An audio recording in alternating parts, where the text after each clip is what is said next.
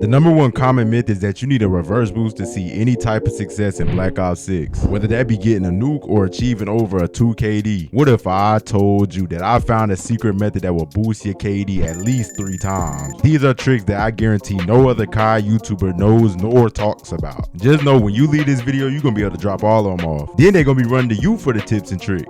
Now look man, the problem with most of y'all, including me when I first started, was that we always just wanted to run around and hope we just get a nuke like that or smoke people, because that's what we see all over YouTube nowadays. All them YouTubers, they just run around, oh look, I got a 56 kill streak, but all of that be reverse boosted. So in a regular lobby with real players, we can't just run around not thinking, which is why if you looking to boost your KD, you need to start thinking more about each and every one of your actions. Believe it or not, no matter how new you may be to Black Ops 6, just thinking will cause you to get probably like a 5 to 7 kill streak every time, because that's all Call of Duty is. It's just common sense. If you have common sense, then you can succeed in this game. You just need to look at the game and analyze. You need to train your brain to find things that look unusual or out of place. Like if you're in a bad position, all you gotta do is just look at the map and notice, none of my teammates are nearby. That means all the enemies must be over here, or I must be in an enemy zone. And if I'm in an enemy zone, that means I'm finna get smoked. So common sense tells me I need to get up out of here. You see, just thinking like that can cause you to start living a lot more and stop dying so much. When I actually started applying thought into my gameplay, I noticed a significant increase. Just training myself to think in a certain way caused me to get my first nuke ever. And honestly, I feel like Call of Duty is 85% mind, which means all them tips and tricks y'all be seeing, oh, okay, so if you want to get a nuke, you're gonna have to have your aim to aim like this. If you're not aiming like this, you're not gonna get a nuke. No, that's wrong. I've seen people drop nukes and they miss every single gunfight. They miss at least 5 bullets a gunfight. But their thought process behind their gameplay was so advanced to where it didn't matter how good their gun game was. Because let's be honest, if your gun game is just terrible, but you can find a way to position yourself to where every gunfight you get in, the enemy not even shooting back at you, which means you probably got to shoot them from their back or behind them, then it doesn't matter how trash your aim is, because they're not shooting back at you to challenge you anyways. So like one of my friends, bro, back in Cold War, he got his first nuke ever. Mind you, he only used to play the game like once a month. He never used to really be on Call of Duty like that. And I knew it was probably gonna take like 2 to 3 months for him to get his aim up. So I just told him the correct thinking process he needed to get a nuke, and guess what? It took him only like 3 days and he dropped the nuke. He was also using a great weapon too, which is the next thing you should keep in mind if you're looking to boost your KD, get nukes, or just get better as a player. You need to be choosing the right weapons. Now there is no universal weapon that you need in order for you to be good at the game. Sure, some guns may be better than others, but that doesn't mean you need a certain weapon to smoke somebody who has a good weapon. I done nuked people with a straight pea shooter before. Tryhards, by the way, not bots. So you just want to choose a weapon that you're best with. Don't really listen to all these YouTubers saying, okay,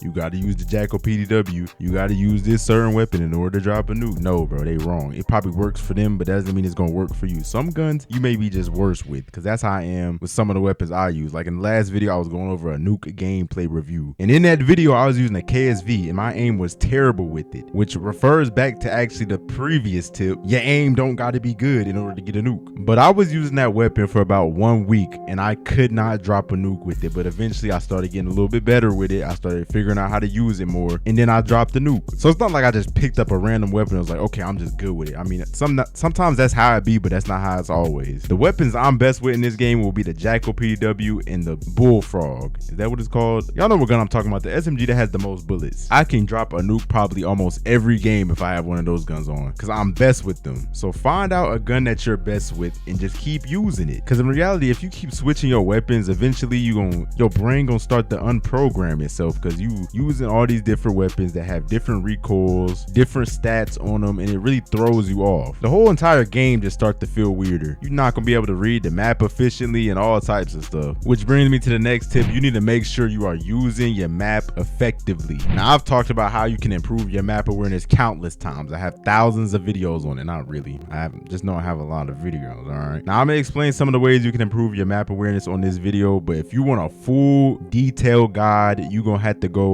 watch the other ones. When you look up at the map, you need to be looking for spawns, looking at where your team spawn spawning, and off of that you can predict where the enemies are spawning. You need to be watching your teammates' positions. You need to be watching where your teammates are looking, what direction they're looking at. You need to look at your own position. And mind you, when you look up at the map, don't be looking up there for like no long time unless you know you're safe. Like if you camp it in the corner, just sit in the corner, you know nobody gonna run up and shoot you, then you can look at the map for like 5 seconds. But if you run around, just glance up at the map real quick, only like a half a second. But I'm not gonna lie, at the start you may need to look up for like a little bit longer, but eventually you're gonna start getting better and you're gonna be able to glance up real quick and easily read and get info off that. Your map is what's gonna determine everything else. This is how you start thinking more effectively too. Just like the first tip, your map, please look at your map. Your eyes should be on the map probably more than anything else. Only time you should really look at the center of the screen is when you run around trying to see if anyone's in front of you or pre-aiming. Besides that, if you're not looking at any places, you need to be looking up at the map. But playing too many different maps can confuse your map awareness, which means you need to be playing only like 3 maps. But you gotta make sure it's the right maps too. Which brings me to my next trick. You need to start playing the right game modes in the right map. Because in order to boost your KD, some game modes might be harder to do it in and some maps may be harder to do it in, and we focused on making it as easy as possible. I feel like your best bet is to choose small maps to play, but I don't mean small maps like the ones that you grind camos on. I mean like Nuketown and stuff like that, or medium-sized maps. Don't go large maps, because on large maps you don't really get that many kills, but at the same time you don't really die that much either, so your KD's not moving at all. So small to medium maps are the best ones to play. As for game modes, please, and I repeat, please stay away from domination, especially when it comes to Nuketown. Domination plays too slow in order for you to try and build your KD up. Now, if you're trying to get a nuke, domination is good, but you should never really play Nuketown domination, because Nuketown domination nowadays, it's not what it used to be back in the day. Even on Cold War it was better, but on here people just camp way too much, and we don't need that, so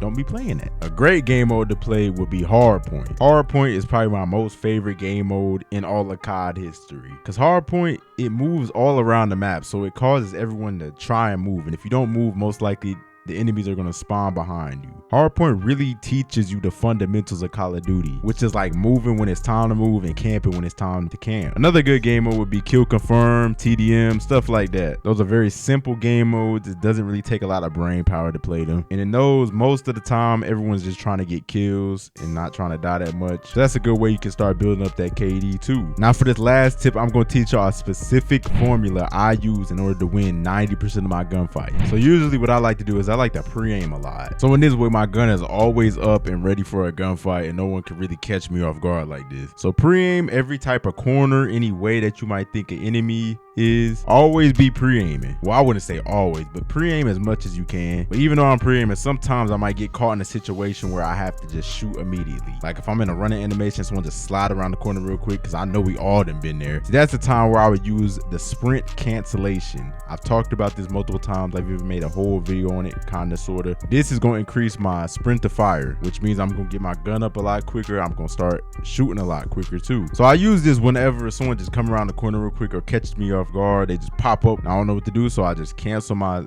sprinting animation. I start shooting, and when I shoot, I correspondingly press in the aim button and the shoot button at the same time, so that way we can just shoot instantly. Most of us, we like to aim first and then start shooting, and this causes us to shoot late, and then we end up dying and losing the gunfight. Some people might argue, oh, shooting first only applies in Warzone. No, it applies in this game too, in Black Ops 6 multiplayer. Even though you die very quickly, a lot can be determined if you just start shooting first instead of just aiming and then shooting. And also, when I aim in and shoot, I'm shooting at chest level. This is where my centering comes into play. If I can center real well, then I can hit that first bullet and it can hit in the chest and get that crucial damage every time. Sometimes the recoil might help you out and hit a headshot. And if I'm looking up at the map and I ever feel like somebody is over in a certain area pre-aiming, I just don't even go over there. I don't care if they're not over there or not. I don't take a risk like that. Most of us die because we simply take too much risk and we try and do things and try and take a chance with things, and that's how we die every time. I'm gonna let you know right now, once you start applying everything I just told you on this list, your KD gonna rapidly increase. Now, depending